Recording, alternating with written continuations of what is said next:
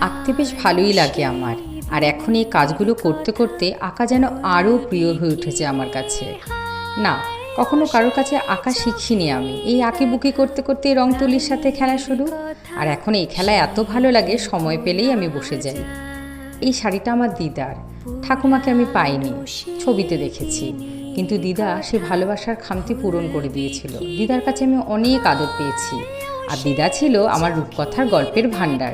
ছোটবেলায় গরমের ছুটিতে যখন মামাবাড়ি গিয়ে থাকতাম, সারা দুপুর বসে দিদা আমাদের কত রূপকথার গল্প শোনাতো। এটা করতে করতে সেই কথাগুলো খুব মনে পড়ছিল। মার কাছে দিদার কয়েকটা শাড়ি দেখে এই শাড়িটা আমি নিয়ে এসেছিলাম আঁকবো বলে। তার কারণ শেষের দিকে এ ধরনের শাড়ি দিদা বেশি পরতো। আর বলে রাখি, আমার দিদা কিন্তু অত্যন্ত সুন্দরী ছিলেন, তাই যে কোনো শাড়িতেই খুব সুন্দর লাগতো দিদাকে। দিদা থাকতে করে দিতে পারলে বেশি ভালো লাগতো। আপাতত আমার কাছে দিদার স্মৃতি হিসেবে তোলা রইল এই শাড়িটা।